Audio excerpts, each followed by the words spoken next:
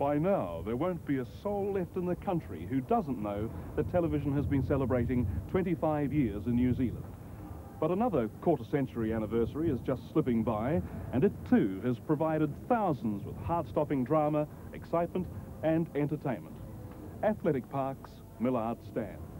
It was opened in 1961, ready to host the touring French team of that season. But instead of Wellington's usual tranquil and sublime weather, the Frenchmen met a howling gale. Colton throws in and the ball comes out to Connor. Wolf fumbles it. Peake swoops it up, breaks clear, gets as far as the 10-yard mark and sends Dupuy on his way in a lightning run towards the All Blacks goal line.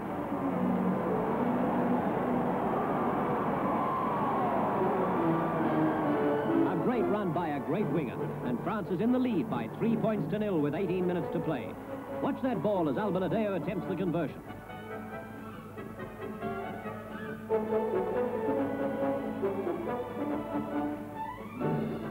Players down on the other end of the field and they're scrumming on the French goal line.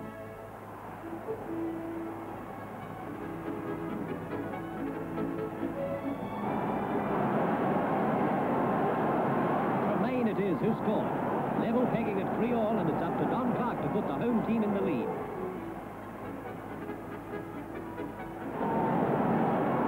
And he does it. France 3, New Zealand 5. She's a funny sort of place. She can howl down here from either from the northerly end or the southerly end, depending on which way the wind's blowing, obviously. But it's like a tunnel effect. I think the stand must give it that tunnel effect, and I know we've had some pretty hairy days here. One man who scored hundreds of points in the shadow of the Millard Stand, Alan Hewson. How do you adjust for it? What do you do with your kicking technique? If it's a calm day or a strong day, what do you do? Oh, basically with the northerly, it's more a nor'wester, and being a left footer from the left-hand side of the field, just going north, I have a few problems. But generally, it's down the wind. It's a piece of cake. It's just into the breeze. You hit and hope a lot of the time. A bit like Don Clark, I think. Do you think you have a bit of an advantage over outside kickers, people who come, say, from Canterbury or Auckland, not used to the condition? I think so, yeah. A lot of the teams that have played here in the past have always struggled, just even playing in one of our big wins, and especially the goal kickers, they like to have a bit of a practice a couple of days before, but I think I have an advantage over them. And what about when you travel? I mean, Eden Park has been your happy hunting ground over the years. Do you prefer a ground like that away from a very tall structure like this one? Yeah, Eden Park's been lucky for me. I think it's just the weather conditions up there. It's always reasonably nice, and the winds aren't quite as strong, perhaps. We get down here, there's always a wind blowing at the park, whether it be a gentle breeze or a howling northerly or southerly. There's always a wind of some sort, and it's pretty disrupting to goal kickers.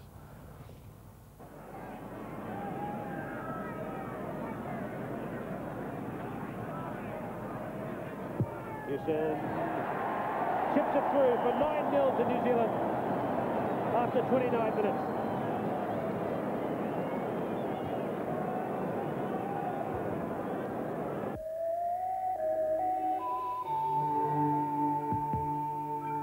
The stand dominates the suburbs of Newtown and Island Bay. It is a Wellington landmark, visible from the Hutt motorway 10 miles away.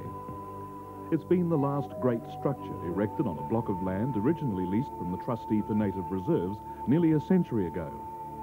The first stand was built on the eastern side in 1898. That cost £541 with seating for 800. The Millard stand cost £160,000 and seats 12,000. Today it would probably cost $3 million. Countless rugby patrons have wrapped up well on the giddy heights of the top deck and watched the tiny players execute their dramas on a faraway field. Once they sat in the mud of the Western Bank, and even before then watched St Pat's play Melrose at the Island Bay Racecourse, or Melrose Paddock, or the Thorndon Reclamation. But the home of rugby is Athletic Park. The tons of concrete Wilkins and Davies poured into the Millard stand, firmly anchoring the future. But the rugby union has thought of moving, and the Millard stand has had its problems. There's no denying it is a fabulous view, But as any spectator who's endured the elements up here on the top deck will tell you, it is certainly exposed. And that means sandblasting and painting every 2 to 3 years. The main headache is, of course, the paint work. The salt air is very severe there from up Island Bay, and I think we've already sent 2 painters into liquidation over it. We have many people sending us brochures on their paint and how good it is and how it will resist all weathers, and haven't really found one that's worked successfully yet. That's the main one, the paint work, rust. So how cost efficient or profitable, shall we say, is the Millard stand then in terms of people on seats compared to these maintenance problems? Well, the maintenance does vary from year to year on Athletic Park and on the Millard stand. We have really got it pretty right now. We've been spending a bit of money on it which hadn't been spent before, and it's now in fairly good condition again. And of course we have to meet regulations required by the City Council for our rock concerts, and that's of late has caused us a few more bits of expense. And but no, on the whole, no, it's with the rock concerts and the rugby, it's keeping ahead. For many old-timers, Athletic Park lost something when it lost the Western Bank. That's all it was, a clay bank when these folk came out to watch Great Britain in 1904. There was a camaraderie on the bank that the Millard stand does not have. Watch the fans here in 1950, Lions versus the Maoris. The crowd of 40,000 is a record. There will be no business done in Wellington City today. Thomas Crum near the centre of the field. Carl gets the ball out to Henderson, who kicks ahead and follows up fast. Taylor, the Maoris fullback, stops the rush, but the ball comes the other way. Henderson has it again, breaks away upfield with Ken Jones outside him. He passes to Jones, who races round to score comfortably behind the post.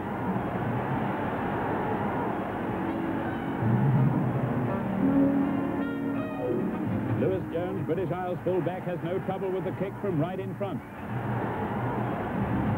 There's excitement in the crowd as the Maoris take play into the British half again, with Urseg racing down the wing. As Carl gets to him, he kicks ahead. Lewis Jones fails to force, and Urseg dives on it for a try.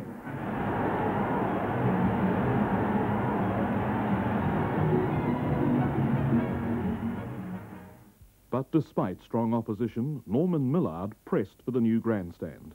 An embankment was not really worthy of the rugby union's headquarters.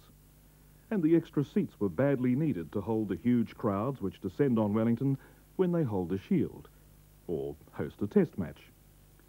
And then in 1961, Mr. Millard posed in front of the stand that bears his name, a monument to the 51 years he gave to the administration of rugby. He didn't live to hear the talk of shifting Rugby HQ away from his beloved stand. And there was some talk a couple of years ago about moving out to the Hutt Valley and making headquarters at Fraser Park when the lease expires in about 5 years from now. How far has that idea been developed? Well, the lease doesn't expire, let's get that straight. It comes up again for revaluation, I guess, or renewal of rent. The lease is in perpetuity, in fact, but we don't know what's going to happen with the rental. There are lots of things we'd like to do at Athletic Park, and we haven't been able to do because of that, not knowing what's happening to Athletic Park. But as for the other idea, yes, that's quite right. We did have talks at Lower Hutt, and the site, Fraser Park area is good for that situation. You have a ton of egress. You have Wellington at one end and Upper Hutt the other way. You have Wingate Station 5 minutes from the park, and in time they tell me that Kelson area, the major drive, will go right through to Pororua. So egress and ingress, you have a good amphitheatre and plenty of parking around it. But I guess everyone's hearts at Athletic Park still, and it's hard to change the home of rugby away from Athletic Park. It would turned a few people in their graves, I think. But the main thing was finance, and as I said at the time, you can't just make a stadium for rugby nowadays if you make a change like that. It has to be a change in a stadium for all sport. But money is the problem. Tradition will probably prevail. The lofty Millard stand, wind and salt blasted over a quarter of a century, will dominate the game and the skyline for years to come.